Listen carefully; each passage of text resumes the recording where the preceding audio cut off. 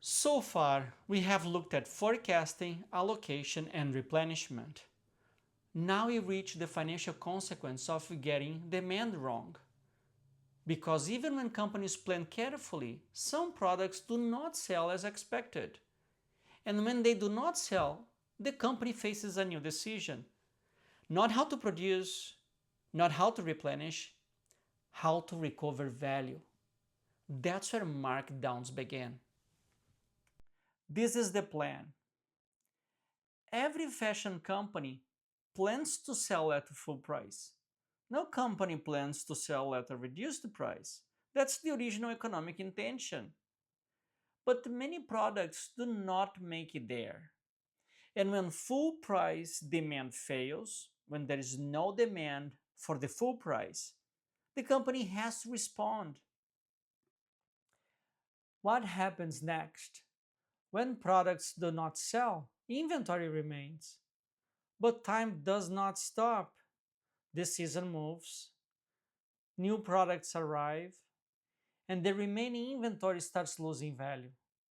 That's why markdowns are not random. They are response to declining value. Why markdowns exist?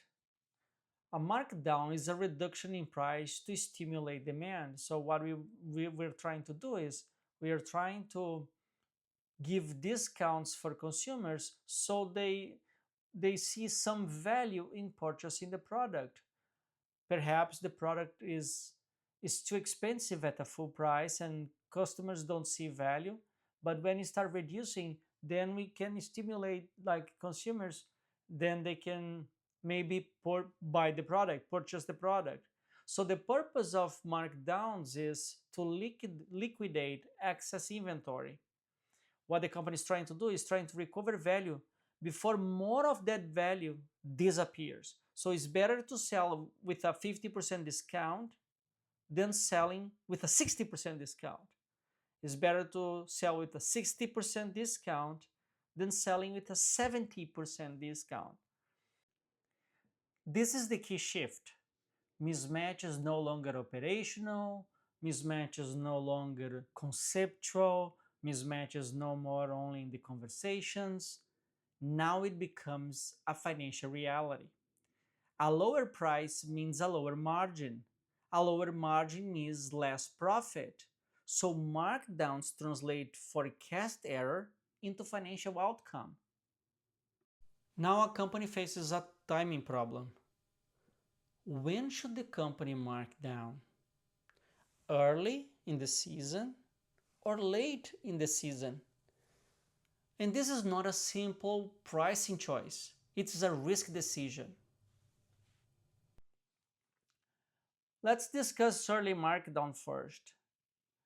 An early markdown clears inventory faster. The company may recover more value before the product becomes too old. So if you do an early markdown, you can have a higher price recovery. And it reduces the risk of being stuck with the goods that lose relevance completely.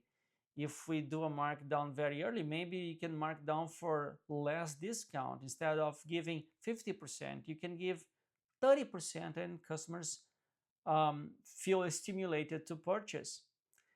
And then also because it's at the beginning of the season, maybe the products go faster.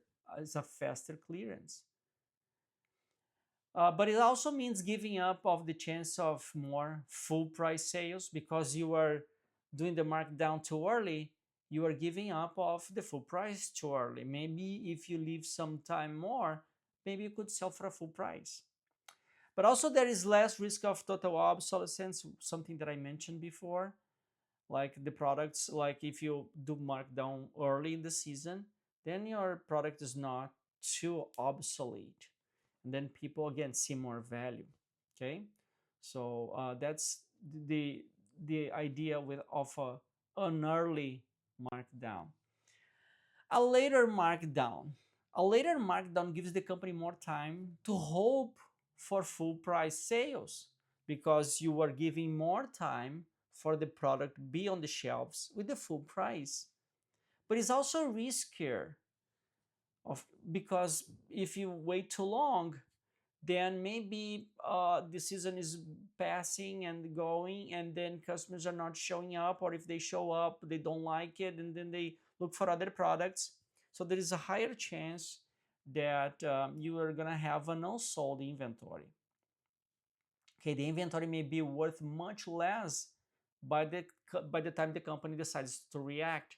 Imagine it's almost the end of the season, then you probably have to have higher discounts to be able to stimulate demand and sell the product. So markdown timing reflects risk tolerance. How much risk you're like tolerate to have. You don't want to run too much risk, then you have an early markdown.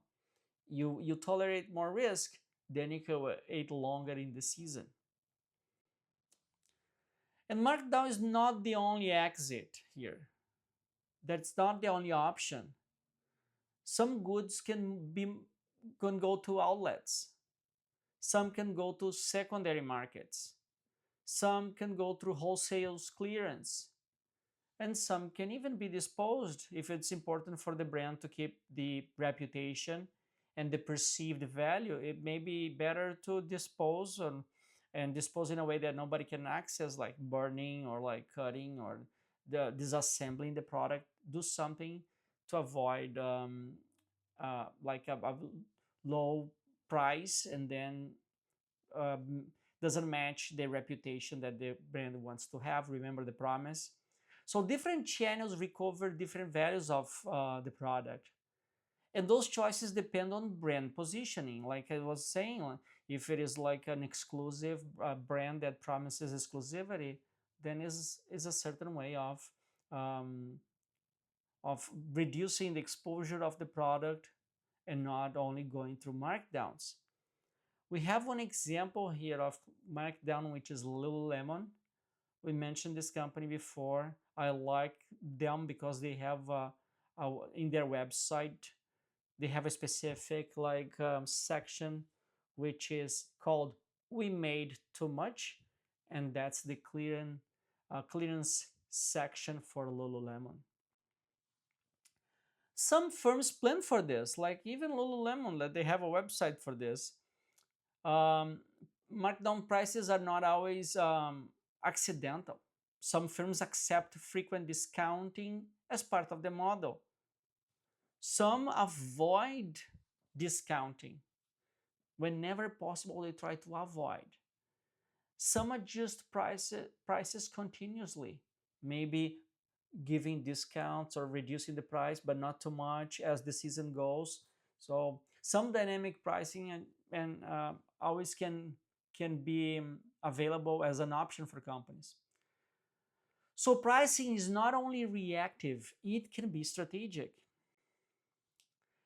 However, there is another effect here: the fact that customers learn that too. They learn that um, some companies do markdowns, and then they wait to react to markdown patterns.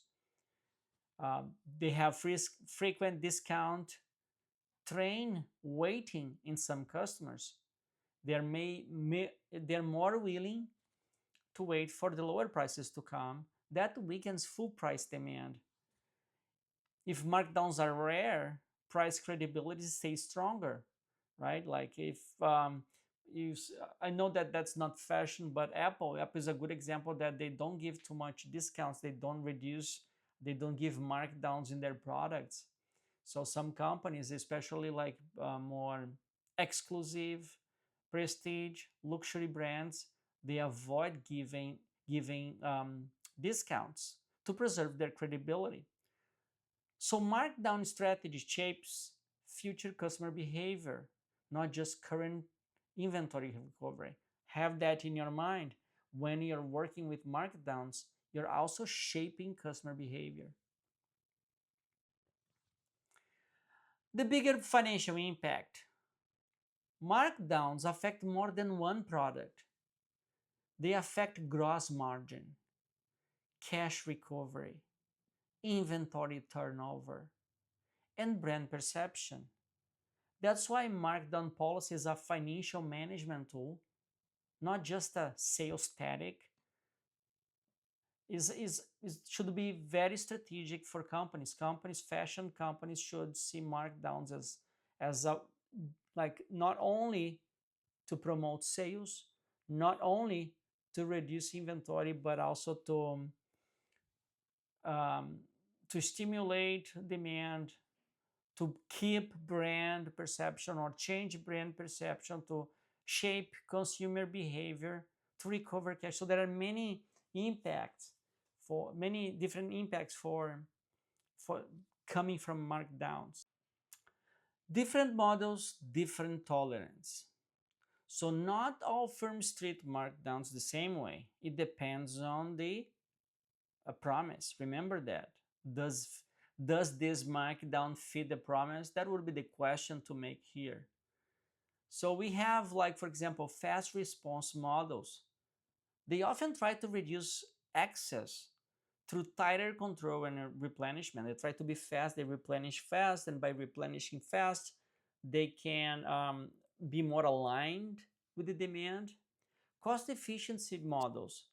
They may accept more periodic markdowns on larger volumes because they need space, and they need to move on with that inventory. They cannot keep it because they're based on low cost. Luxury systems try to avoid markdowns because reducing the price, giving too much discounts can damage their prestige and their promise. I mentioned this before. Reliability systems, they aim for steadier demand because they sell basics, and fewer pricing shocks because they can keep longer their products since their products are more basic. So markdown policy must fit the model. Again, let's back to the question. Does this markdown policy fit the promise? Okay. One example we have here is Hermes, which is a strong low markdown example because its official communication stress exclusivity, controlled distribution, and protection of know-how rather than discount-led sell-through. So they're low in markdown. They don't give discounts. They want to protect their brand. They want to protect their reputation. This is the core idea. Markdowns are how mismatch becomes economic reality. They are the adjustment mechanism that converts excess inventory into recovered cash, reduced margin, and visible financial consequence. So here's the final point. Operational error becomes financial outcome. That's what markdowns reveal. They show what uncertainty costs once it reaches the income statement. In the next lecture, we step back and connect everything we have seen so far, because none of these decisions stand alone. They're all trade-offs. That's what comes next.